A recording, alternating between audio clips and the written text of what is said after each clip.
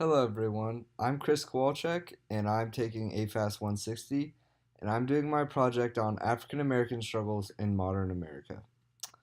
So for this project, I've chosen 4 different videos. One song by Kendrick Lamar, an interview and speech by LeBron James, a video by Vice, and another video about the issues of the prison systems in America. So the reason that I chose Kendrick Lamar's song I'm Dying of Thirst is because it is a good representation of sort of African American teenagers and the struggles with gang violence and poverty in the community. And that is a major struggle in African American society and in American society in general. I thought Kendrick Lamar was a really good choice for this area in this section because he addresses a lot of struggles that black people have to face in modern America.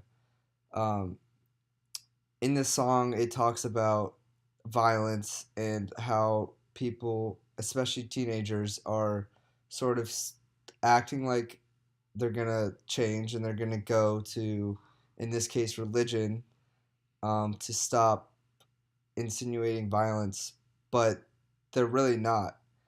And he mentions how people are dying of thirst, which is sort of a metaphor for the community and these gangs where people are struggling and they're dying. They need to have this. They need to have some sort of background or backing or religion to help them um, cope with life and be able to stop and prevent this violence. But they're dying and they're dying of this thirst because they cannot get it and they don't, whether or not they're prevented from achieving um, this sort of peace that these communities need, or they just don't go for it themselves, is kind of what he talks about. And at the end of the song, he says, "So jump in that water and pray that it works."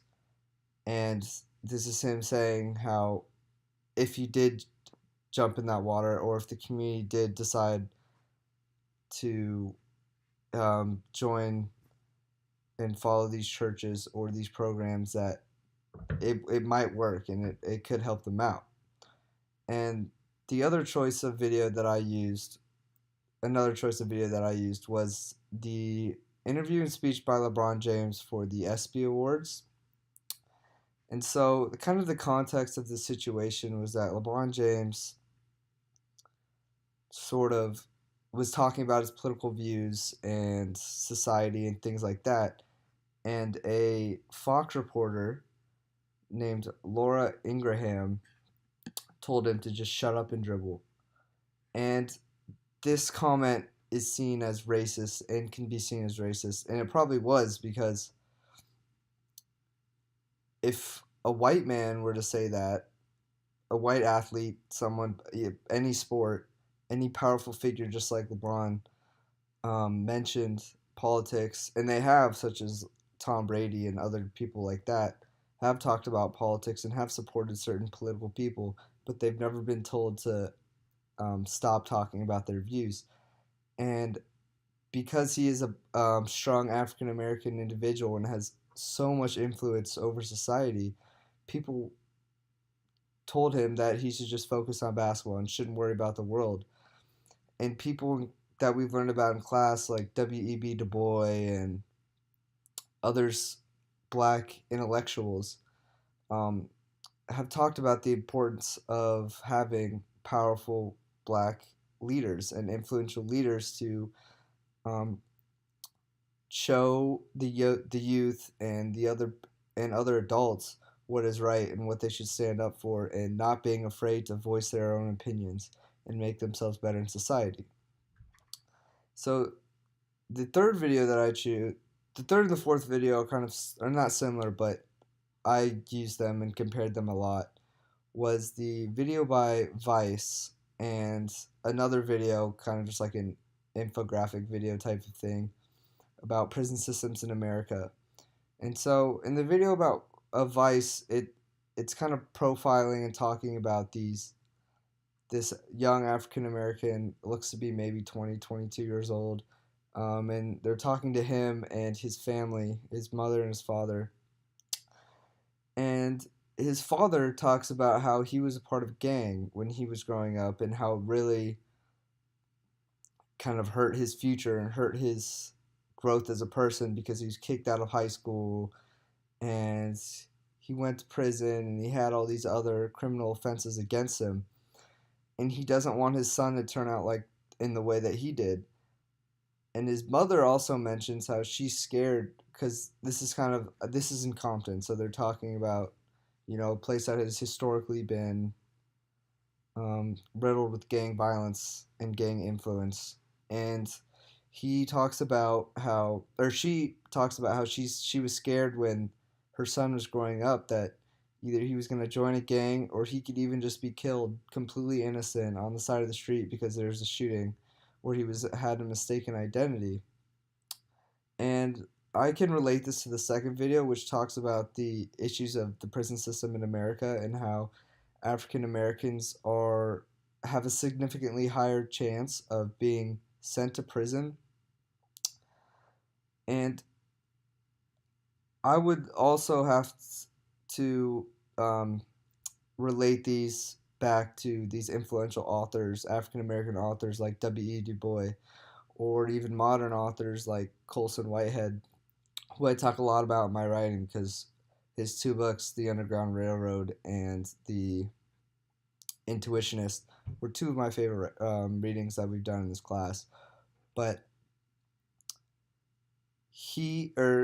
these two videos compare to each other because it's kind of a cycle that they're in, whether it's because of the prison industrial system or injustice in the criminal in the just yeah injustice in the justice system, racism, things like that. It's all leading to this unproportional amount of African Americans being sent to prison compared to other races. And this is just a big cycle because it's been statistically proven that when people are sent to prison, they're not likely. If anything, they might get more violent when they come back out because it's not really rehabilitation. It's more of just sending them into sort of a crazy place. And so they get sent out and they commit more crime and they join gangs when they're in prison or they stay with their gangs, and then it just kind of stockpiles onto itself. And this also leads to whether it's through death or it's through them being locked up, that children in these communities are growing up in a one parent household or a no parent household where they have to live in either foster care with their grandparents or with another part of their family. And not having that strong influence of whether it's a father or a mother in your life can really um, influence the way that you act and the way you think. And so, like I said, it's just a snowball effect. It just keeps getting worse and worse and worse. And authors like Colson Whitehead, a modern author who's seen all of this happen, can or talks in his writings, The Underground Railroad and The Intuitionist, he talks about slavery and for in the Underground Railroad and the cruelties and segregation in The Intuitionist.